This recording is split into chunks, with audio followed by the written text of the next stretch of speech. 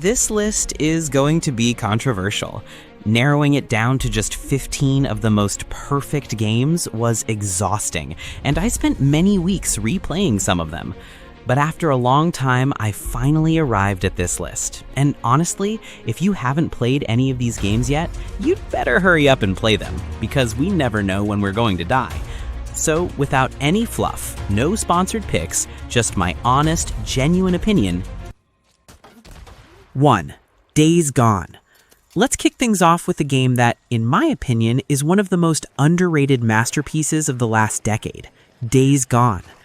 I remember when this dropped, the critics were a bit lukewarm, but man, they missed the mark. You play as Deacon St. John, a biker who's just trying to survive in a world that's completely gone to hell. What makes this game perfect for me is the bond you develop with your bike. It's not just a vehicle, it's your lifeline. The gameplay is famous for its hordes. I still remember the first time I accidentally stumbled upon the Sawmill Horde, 500 freakers pouring out like a literal wave of death. It's pure, unadulterated adrenaline. But the heart of the game is the story. It's a slow burn about grief, loyalty, and the bromance between Deacon and Boozer that feels so incredibly real. If I have to be honest, the first few hours can feel a bit like a fetch quest simulator, and the human AI isn't always the brightest. But once the world opens up and you start upgrading your bike and your gear, the loop becomes addictive. It captures that Pacific Northwest vibe perfectly. Beautiful, rainy, and terrifying. It's a gritty, soulful journey that deserves a spot on your bucket list.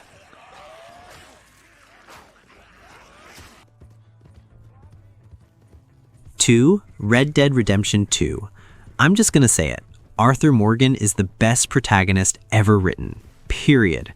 Red Dead Redemption 2 isn't just a game, it's a living, breathing simulation of the death of the Old West. Rockstar's attention to detail is actually insane. The way the snow deforms, the way your horse reacts to a snake, the way Arthur's beard grows in real time. It forces you to slow down and actually live in 1899. The gameplay is heavy and deliberate. Everything has an animation, which some people find sluggish, but for me, it just adds to the immersion. The shootouts are cinematic and brutal, especially with that Deadeye system. But the real magic happens at the camp. Sitting by the fire, listening to Dutch's latest plan while the gang sings songs, it makes the eventual tragedy hit 10 times harder. My only gripe is the mission design is super rigid. If you step 5 feet off the path Rockstar wants you on, you fail. It's a bit of a clash with the freedom of the open world. But the ending? Man, I was a total wreck. It's a 60-hour epic about redemption and the price of loyalty that stays with you forever. If you haven't lived Arthur's story, you haven't seen what this medium is truly capable of. Let's move out, Artyom. Number 3, Metro Exodus. Now, if you want atmosphere that you can practically taste, you need to play Metro Exodus. Moving the series from the claustrophobic tunnels of Moscow to a massive cross-continental train journey on the Aurora was a genius move.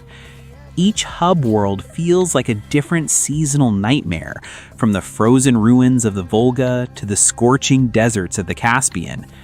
The gameplay is all about immersion. There's no traditional HUD. You check your physical map, look at your watch to see how much air is left in your filter, and wipe the blood off your gas mask. It makes every encounter with a mutant or a bandit feel desperate. The weapon customization is top tier too. Building a sniper rifle out of scrap metal in the middle of a forest just feels right. The voice acting can be a bit cheesy at times, especially in the English dub, and the silent protagonist thing, RTM doesn't talk during gameplay, feels a bit dated when everyone is pouring their hearts out to you. But the tension, the feeling of being a small group of survivors against a world that wants you dead, it's unmatched. The final level in the Dead City is one of the most hauntingly beautiful things I've ever experienced. It's survival horror at its most poetic.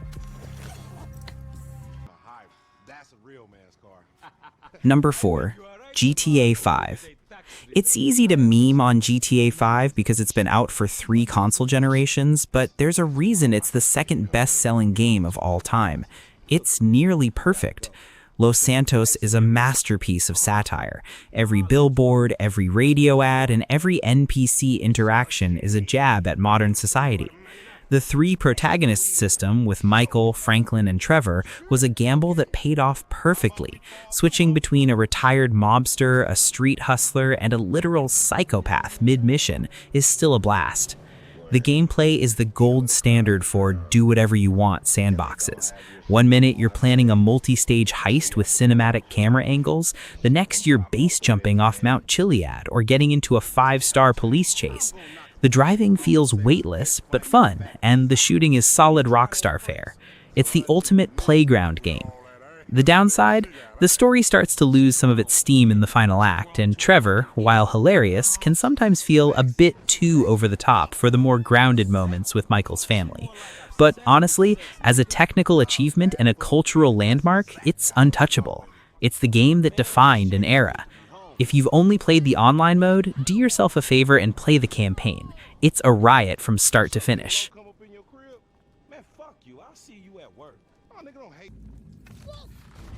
Number 5, The Last of Us Part 2. I know, this is probably the most polarizing game on the entire list.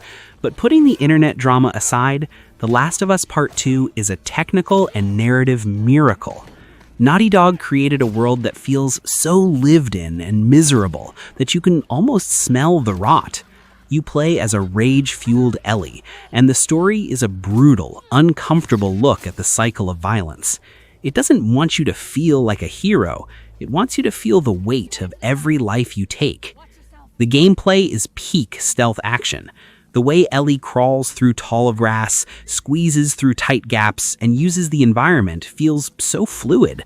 The AI is terrifying. They call out to each other by name, and when you take one down, their friends scream in actual grief. It's haunting. Then the game pulls that massive mid-story switch to Abby, forcing you to walk in the shoes of the person you've spent 10 hours hating. It's a bold, risky move that absolutely shattered my perspective. If I have to be critical, the pacing can feel a bit dragged out in the middle of the Seattle days, and yeah, it's a misery simulator. There isn't much light at the end of this tunnel, but the level of detail, the performances by Ashley Johnson and Laura Bailey, and that final quiet scene by the farm, it's a masterpiece of emotional storytelling. It's a game that challenges you, and that's exactly why it's perfect.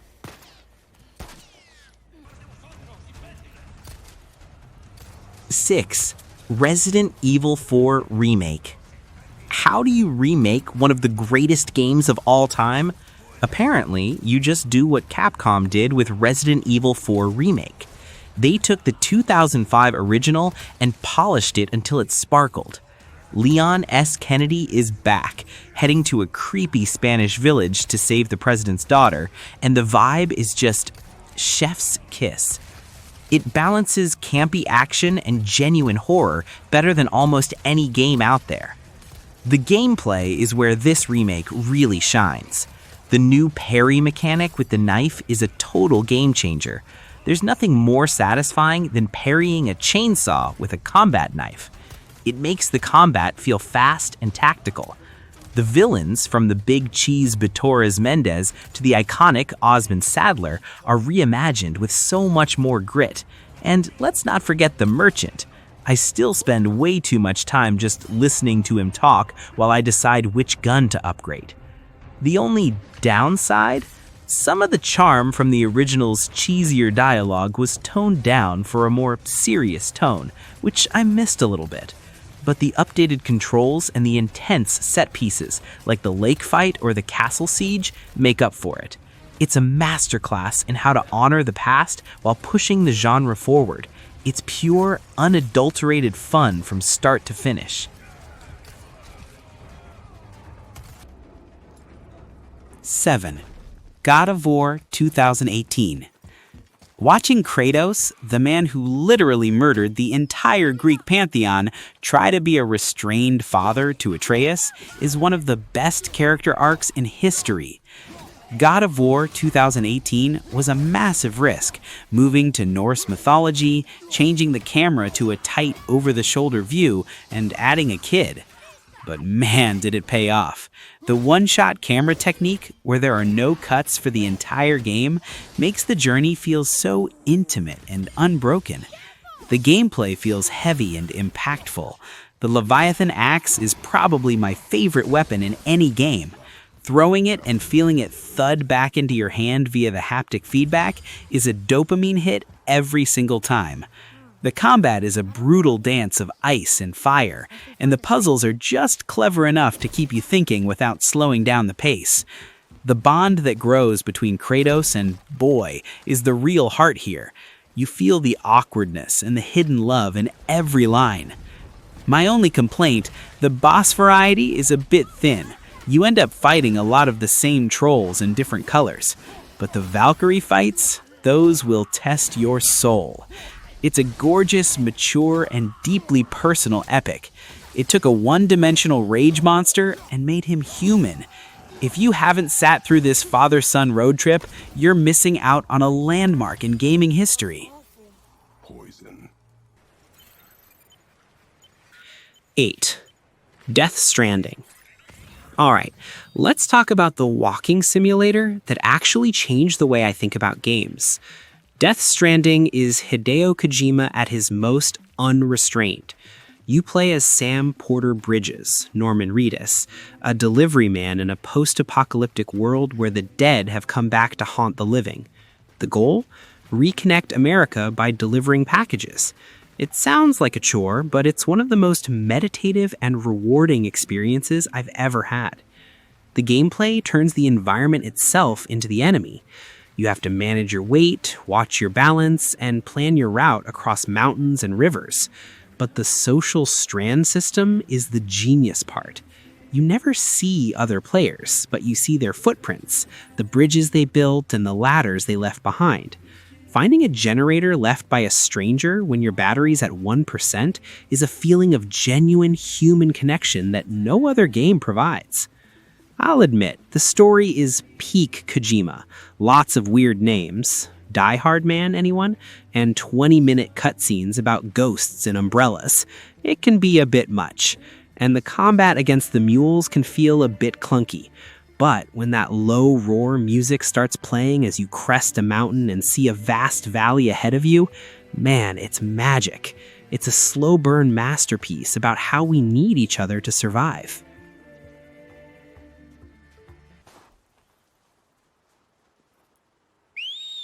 Nine. Horizon Zero Dawn. I remember seeing the first trailer for Horizon Zero Dawn and thinking, mechanical dinosaurs? Okay, I'm in. But I wasn't prepared for how deep and emotional the story actually was. You play as Aloy, an outcast looking for her mother in a world where humanity has regressed to primitive tribes while high-tech machines rule the wild. The mystery of the old ones and how the world ended is one of the best sci-fi reveals in gaming history. The gameplay is all about the hunt. You aren't just mashing buttons, you're using your focus to scan for weak points, tearing off components with your bow, and setting traps. Taking down a massive thunder jaw by using its own disc launcher against it? Man, that never gets old. The combat feels tactical and fast, and the world itself is breathtaking, from the red deserts of Meridian to the snowy peaks of the Nora lands. If I have to be critical, the human-to-human combat is definitely the weakest link. It feels a bit floaty compared to the machine fights, and the dialogue animations in the first game were a little stiff before the sequel fixed them. But the core mystery, the feeling of being a hunter in a world that doesn't want you, it's perfect. It's a smart, beautiful, and profoundly original epic.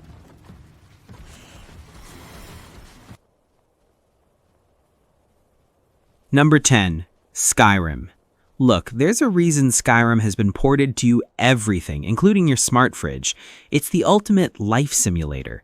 You start as a prisoner on your way to the chopping block, a dragon attacks, and suddenly, the entire province of Skyrim is yours to explore. The beauty of this game isn't the main story, which is a decent chosen one plot, it's everything else. You can be a legendary warrior, a master thief, a powerful mage, or just a guy who picks flowers and makes potions. The gameplay is simple but addictive. It's all about discovery. You see a mountain in the distance? You can climb it. You see a weird cave? There's probably a 2-hour quest inside involving ancient undead and forbidden shouts. Using the dragon shouts, Fus Ro Da, is still one of the most iconic mechanics in gaming. The sheer scale of the world and the number of stories hidden in every corner is staggering. Now, let's be real. The game is Bethesda buggy as hell. Characters will float away, dragons will fly backwards, and the combat can feel a bit like you're swinging a pool noodle. But none of that matters when you're wandering through a blizzard at night while that epic Jeremy Soule soundtrack kicks in. It's a game about pure freedom. If you haven't lost 100 hours in Skyrim, you haven't fully experienced the RPG genre.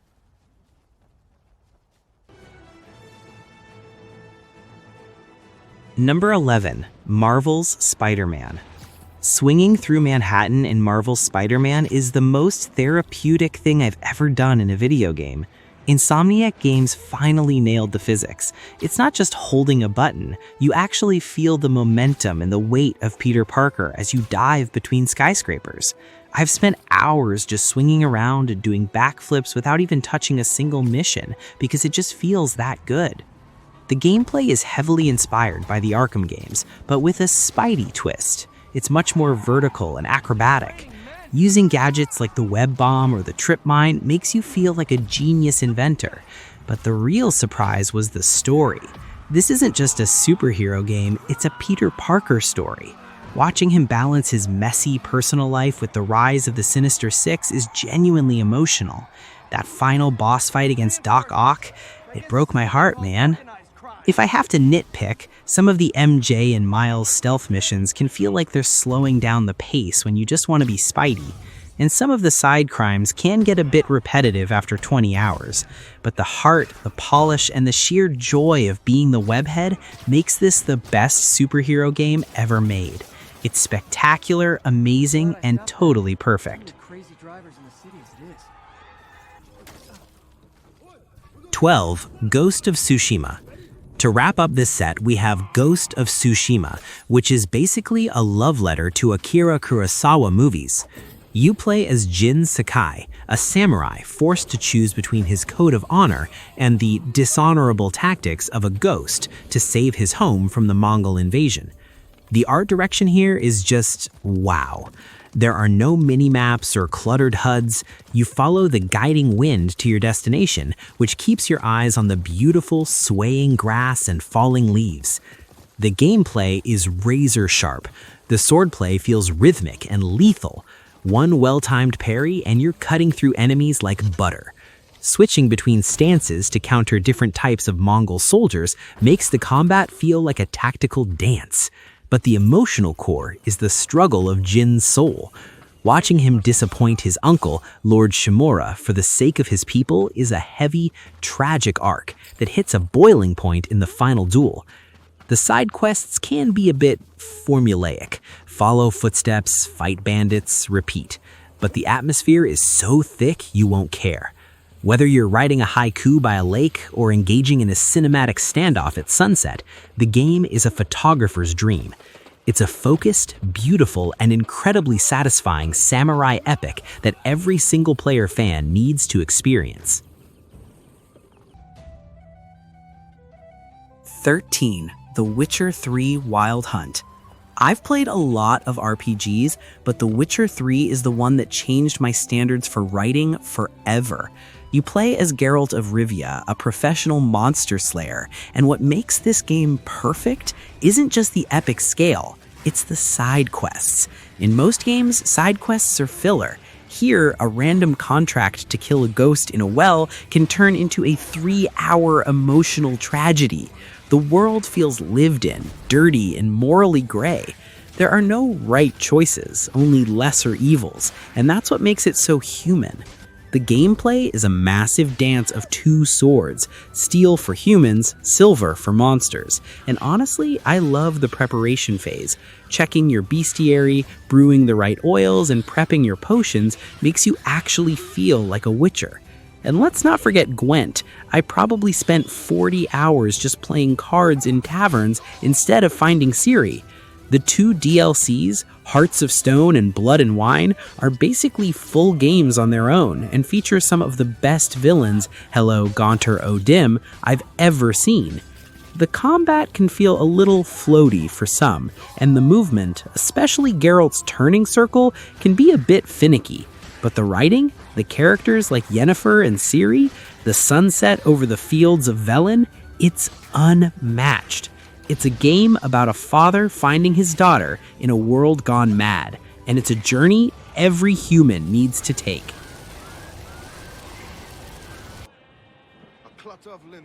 Number 14, Assassin's Creed 4 Black Flag. I know we've had a dozen Assassin's Creed games since this one, but Black Flag is the undisputed king of the high seas. This isn't just an assassin game, it's the ultimate pirate fantasy. Playing as Edward Kenway, a selfish, charismatic Welsh pirate who accidentally stumbles into the Assassin Brotherhood, is such a refreshing change from the usual hero tropes. He just wants gold and glory, and watching his growth into a man of principle is a surprisingly deep arc. The gameplay is a perfect 60-40 split between land and sea, but man, the sea is where the magic happens. Sailing the Jackdaw through a Caribbean storm while your crew belts out the Leave Her Johnny sea shanty is pure bliss. Engaging a legendary Spanish man-o'-war, crippling it with chain shot, and then swinging over to board it in real time. It's cinematic gold. It's the most fun I've ever had in an open-world sandbox. My only gripe? The tailing missions. Ubisoft was obsessed with making us follow NPCs through bushes back then, and it can definitely slow down the pace. But the moment you get back on that ship and see the horizon, you forget all about it. The ending of this game, where Edward looks out at his fallen friends, is the only time an Assassin's Creed game actually made me tear up. It's a legendary adventure that captures the spirit of freedom like nothing else. 15. Elden Ring. And finally, we have the game that redefined the open world genre, Elden Ring. From Software took their Souls formula and dropped it into a world co-created by George R.R. Martin, and the result is a miracle. The Lands Between is a world shrouded in mystery. There are no map icons telling you where to go. You just see a massive golden tree on the horizon and a weird tower in the distance, and you just go. It's the purest sense of adventure I've felt since I was a kid. The gameplay is the gold standard for third-person action. Whether you're a heavy armored knight, a nimble sorcerer, or a naked guy with a club, the depth of builds is insane. Every boss, from the tragic General Radon to the nightmare-inducing Malenia, is an event that tests your skill and your patience. But because it's open world, if you get stuck, you can just ride your spectral steed, Torrent, in another direction and find a hidden cave or a whole underground city you never knew existed. Is it hard? Yes, it's a From Software game. It will kick your teeth in, and the lack of a traditional quest log can be frustrating if you aren't paying attention. But that's the point. It respects your intelligence and your curiosity. It's a hauntingly beautiful, punishing, and profoundly rewarding masterpiece. It's not just a game, it's a monument to what video games can achieve. And that is the list, guys. 15 games that I truly believe are as close to perfection as we're ever gonna get. These are the titles that defined my life as a gamer, and I hope they do the same for you. Whether you're crying over Arthur Morgan, sailing the Caribbean with Edward, or becoming the Elden Lord, these experiences are worth every second. But hey, that's just my list. Perfection is personal. Which game did I miss that you think belongs on this list? Or which one of these would you put at number 1? Drop a comment below. I read every single one of them, and I love seeing your takes.